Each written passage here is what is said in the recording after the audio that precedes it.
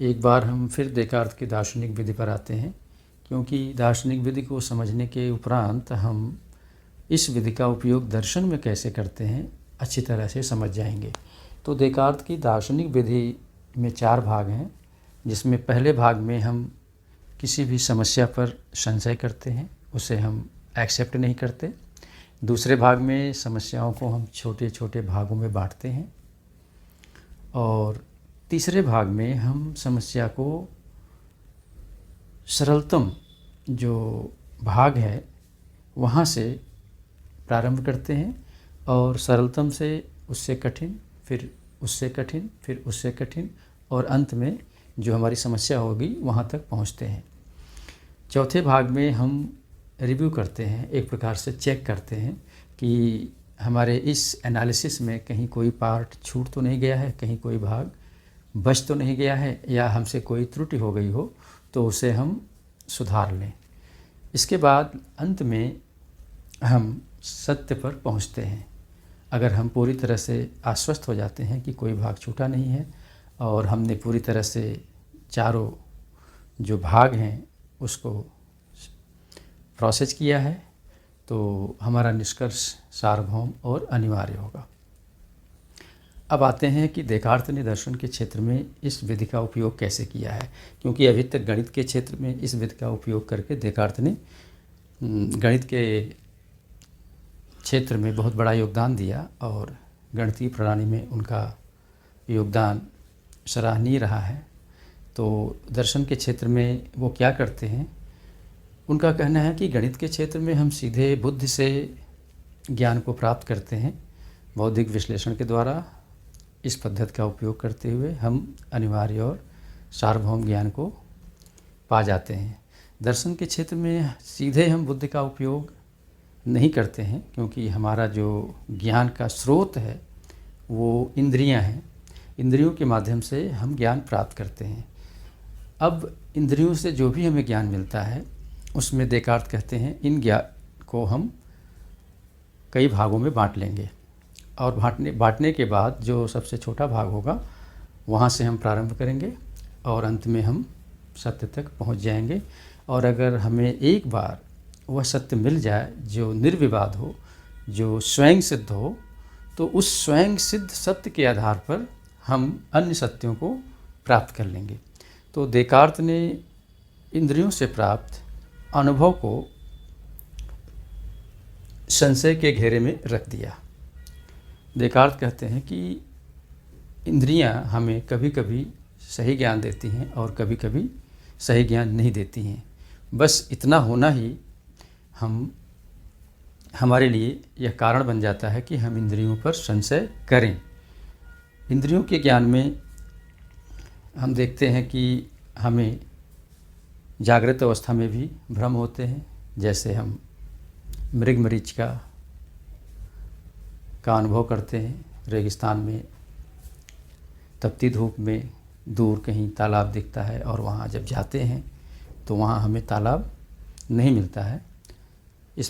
इस प्रकार हम यह समझ लेते हैं कि यह हमारी इंद्रियों का धोखा था। यह बाहर का जगत और हमारी इंद्रियों से मिलकर बना हुआ भ्रम था। इसे हम इल्यूजन कह सकते हैं। इल्यूजन जिसमें हम इंद्रियों के द्वारा बाह्य जगत के संबंध में असत्य ज्ञान प्राप्त कर लेते हैं।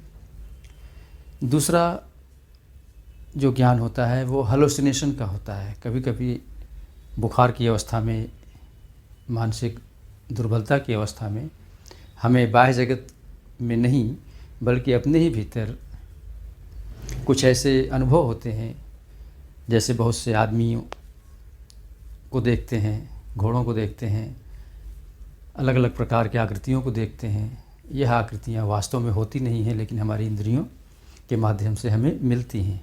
तो देकार्त कहता है यहाँ भी हमें धोखा मिलता है, यहाँ भी हमें भ्रम मिलता है। तो एक तो इल्यूजन होता है जो बाहर के जगत को हम देखते हैं और उससे अनुभव लेते हैं।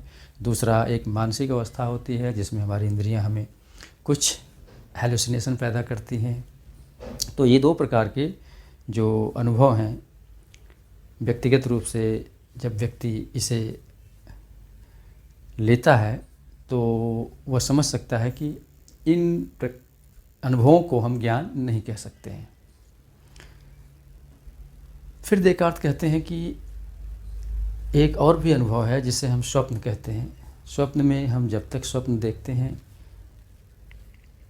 वह अनुभव उतना ही सत्य लगता है जितना कि जागृत अवस्था में हमारे दैनिक कार्य व्यवहार के सत्य लगते हैं। और जब तक वह स्वप्न टूटता नहीं है तब तक हमें नहीं पता चलता है कि हम स्वप्न में हैं। तो देकार्त कहते हैं कि जब हम स्वप्न देखते हैं तो वह स्वप्न भी हमें इंद्रियों के माध्यम से ही होता है, और जब तक हमारा स्वप्न चलता रहता है हमें वह उतना ही प्रामाणिक लगता है जितना कि हम जागृत अवस्था में अपने ज्ञान को अनुभव करते हैं। तो देकार्त कहते हैं कि इल्यूजन में, हेलुसिनेशन में और स्वप्न में हमें जो ज्ञान मिलता है वह ज्ञान बाहर के जगत में नहीं होता है। लेकिन जब तक हम इल्यूजन में होते हैं, हेलुसिनेशन में होते हैं या स्वप्न में होते हैं, हमें ऐसा लगता है कि यह सत्य है और उतना ही सत्य है जितना कि वास्तविक जगत में जो अनुभव होते हैं। तो देकार्त इस निष्कर्ष पर पहुंचते हैं कि इंद्रियों से जो अनुभव आता है उसमें कभी सत्य और कभी असत्य, कभी प्रामाणिक और कभी अप्रामाणिक ज्ञान मिलता है। इसलिए इंद्रियां हमें प्रामाणिक ज्ञान के रूप में ज्ञान नहीं देती हैं, संशयात्मक ज्ञान देती हैं। इस संशय को हम बुद्धि के द्वारा दूर करते हैं। देकार्त अतिशयोक्तिपूर्ण संशय की बात करते हैं, थोड़े बहुत नहीं, अतिशयोक्तिपूर्ण। अतिशयोक्तिपूर्ण का अर्थ यह होता है कि डाउट वहाँ तक किया जाना चाहिए जहाँ तक संशय की कोई गुंजाइश न हो। अब देकार्त कहते हैं कि कोई व्यक्ति मेरे सम्मुख बैठा हो तो मुझे डाउट करना है कि क्या मैं स्वप्न देख रहा हूँ या फिर मैं जागृत अवस्था में इस व्यक्ति को देख रहा हूँ। अगर कोई वृक्ष मेरे घर के सामने है तो मैं उससे जाकर चेक करूँगा कि कहीं मैं स्वप्न में तो नहीं हूँ या कहीं मेरा भ्रम तो नहीं है। तो देकार्त का जो आशय है कि इंद्रियों से प्राप्त ज्ञान पर या इंद्रियों से अनुभव होने वाले विषयों पर हमें तब तक विश्वास नहीं करना है, तब तक एक्सेप्ट नहीं करना है जब तक कि तर्क बुद्धि के माध्यम से हम पूरी तरह से संशय मुक्त न हो जाए। यहाँ पर हम एक बात और स्मरण में लाते हैं, भारतीय दर्शन में भी भ्रम के विषय में बहुत चर्चा हुई है। यथार्थ ज्ञान और अयथार्थ ज्ञान पर भारतीय दार्शनिक प्रणाली में सिद्धांत हैं। अद्वैत वेदांत में भी स्वप्न और जागृत इन दो अवस्थाओं में जो अनुभव होते हैं उनका वर्णन किया गया है। अद्वैत वेदांत में शंकर कहते हैं कि स्वप्न भी भ्रम है और यह जगत भी भ्रम है, लेकिन जगत तब तक वास्तविक है जब तक ब्रह्म ज्ञान नहीं हो जाता, और स्वप्न भी तब तक वास्तविक है जब तक कि हम जागृत अवस्था में नहीं आ जाते हैं। तो शंकर के दर्शन में यह जगत भी एक प्रकार का भ्रम है। अंतर इतना है जगत में और स्वप्न में कि स्वप्न व्यक्तिगत भ्रम है और जगत समष्टिगत भ्रम है। लेकिन देकार्त के दर्शन में जगत भ्रम नहीं है, जगत वास्तविक है, लेकिन इस जगत में इंद्रियों से प्राप्त होने वाले भ्रम को दूर करके तर्क बुद्धि के माध्यम से हम अनिवार्य और निश्चित ज्ञान प्राप्त कर सकते हैं। और देकार्त इसी अनिवार्य और निश्चित ज्ञान को प्राप्त करने के लिए मेथड ढूंढते हैं, विधि ढूंढते हैं। उनकी पुस्तक में इसी विधि का उल्लेख हुआ है। तो देकार्त कहते हैं कि हमें हेलुसिनेशन होता है, हमें इल्यूजन होता है और हमें स्वप्न भी आते हैं, तो इन तीनों अनुभवों को हम इंद्रियों से ही प्राप्त करते हैं। इसलिए हमें किसी भी प्रकार के निर्णय से पहले यह जान लेना आवश्यक है कि हम इल्यूजन में नहीं हैं, हम हैलुसिनेशन में नहीं हैं और हम किसी प्रकार के स्वप्न में नहीं हैं। यदि हम इन इंद्रियों के अनुभव को समझ लेते हैं तो हमें भ्रम नहीं होता है, हमें सही ज्ञान मिलता है। तो यहाँ पर देकार्त स्पष्ट है कि वे किसी भी प्रकार से इंद्रियों पर पूरी तरह से आश्वस्त तभी होंगे जब बुद्धि यह निर्णय दे दे कि यहाँ पर अब संशय की गुंजाइश नहीं है। आगे देकार्त कहते हैं कि एक और अनुभव हो सकता है। वो अपनी बुद्धि के माध्यम से यह जानना चाहते हैं कि कहीं ऐसा तो नहीं कि यह संसार किसी दुष्ट आत्मा के अधीन हो और उसने संसार को इस रूप में प्रस्तुत किया हो कि हमें सत्य का ज्ञान ही न हो, सत्य का अनुभव ही न हो। हमारे भीतर जो भी संवेदनाएं आ रही हैं वह वास्तविक नहीं है। हम यहाँ तक सोच सकते हैं, क्योंकि देकार्त कहता है कि अभी भी हमें इस स्थान पर सोचने की या सोचने का स्थान है कि यह संसार किसी दैत्य के अधीन है और उस दैत्य ने हमारे मस्तिष्क में उन्हीं संवेदनाओं को भेजना प्रारंभ कर दिया है जो कि भ्रामक हों और वास्तविक सत्य जो है वो हमसे दूर हो।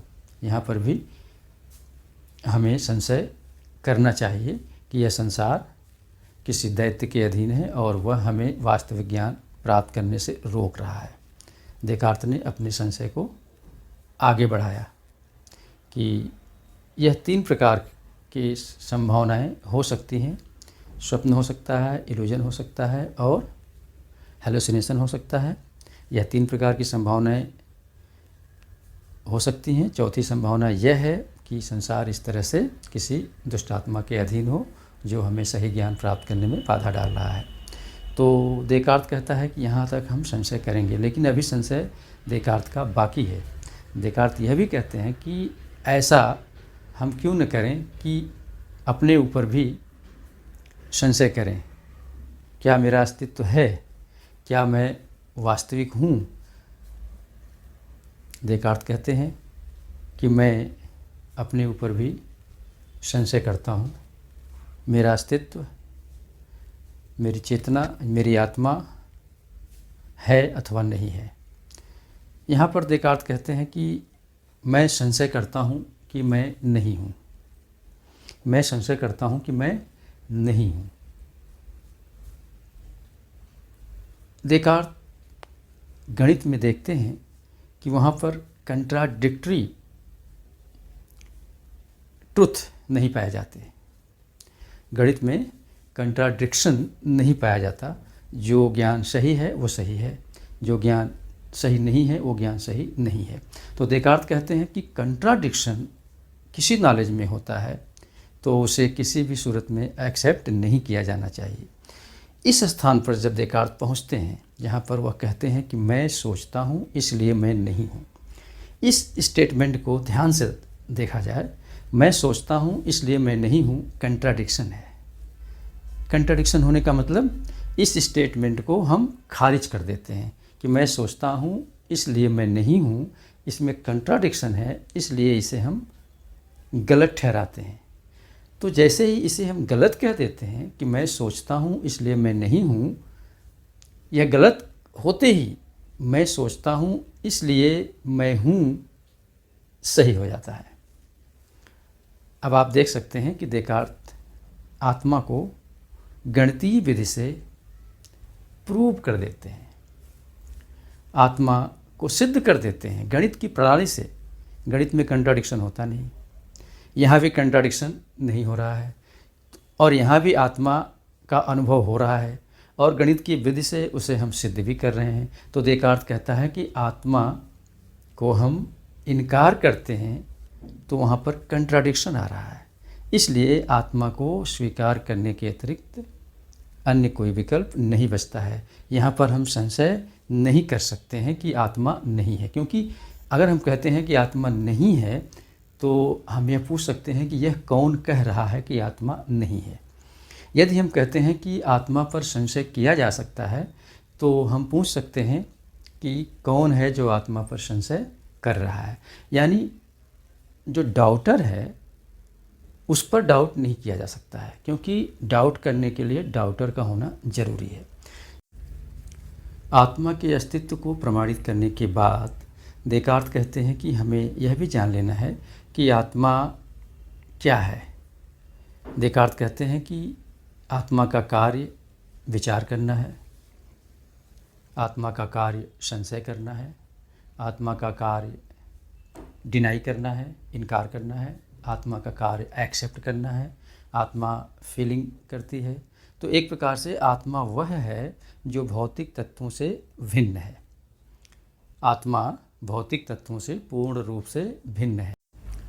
यहाँ पर एक बात ध्यान रखने की है कि देकार्त के दर्शन में आत्मा उस अर्थ में नहीं है जिस अर्थ में भारतीय दर्शन में आत्मा को लिया जाता है, क्योंकि देकार्त के दर्शन में जो गणितीय प्रणाली से सिद्ध हुआ है वो सेल्फ है। सेल्फ इस अर्थ में है कि देकार्त कहते हैं कि यह सेल्फ जो है वह विचार करता है, सोचता है, डिनाई करता है, एक्सेप्ट करता है, तर्क बुद्धि के माध्यम से वह भौतिक जगत का ज्ञान प्राप्त करता है। तो भारतीय दर्शन में बौद्ध धर्म को, चार्वाक दर्शन को छोड़ दिया जाए तो अन्य जितने भी दार्शनिक प्रणाली हैं उन सभी ने यह स्वीकार किया है कि आत्मा मन और बुद्धि से परे है, वह शुद्ध चैतन्य है। यह बात शंकर के दर्शन में कही गई है, सांख्य के दर्शन में कही गई है।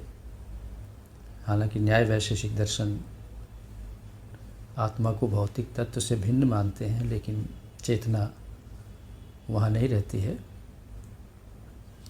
तो देकार्त के दर्शन में जिस सेल्फ की बात हो रही है वह माइंड के अर्थ में लिया जाता है।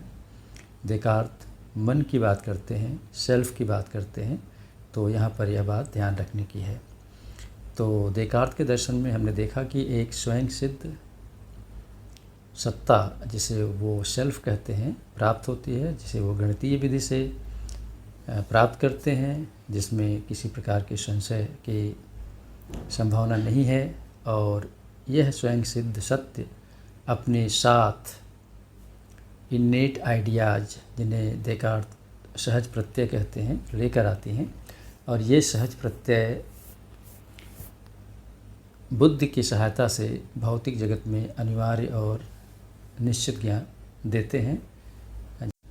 इसके अतिरिक्त एक बात हम और भी ध्यान में रखें कि देकार्त के दर्शन में जो सेल्फ प्राप्त होता है, जो माइंड के रूप में भी जाना जाता है, वह अपने साथ जो इन्नेट आइडियाज़ लेकर आता है। तो ये जो इन्नेट आइडियाज़ हैं, सहज प्रत्यय हैं, ये आत्मा के साथ आती हैं। ये ऐसा नहीं है कि पिछले जन्म के साथ आती हैं, क्योंकि देकार्त पिछले जन्म को नहीं एक्सेप्ट करते हैं, नहीं स्वीकार करते हैं। इसलिए हम यह नहीं कह सकते कि हमारे इन्नेट आइडियाज़ हमारे पूर्व जन्मों के आइडियाज़ हैं जो हमारे साथ आती हैं। तो यहाँ यह बात ध्यान रखना है कि आत्मा उस अर्थ में नहीं है जिस अर्थ में भारतीय दर्शन में आत्मा को माना गया है, तथा उसके साथ जो इन्नेट आइडियाज़ रहते हैं उसे परमात्मा आत्मा के साथ देकर ही भेजते हैं। तो यह इन्नेट आइडियाज़ पूर्व जन्मों से नहीं आते हैं, बल्कि आत्मा के साथ सहज रूप से आते हैं। तो इन्हीं इन्नेट आइडियाज़ के सहारे तर्क बुद्धि सार्वभौम और अनिवार्य ज्ञान प्राप्त करती है।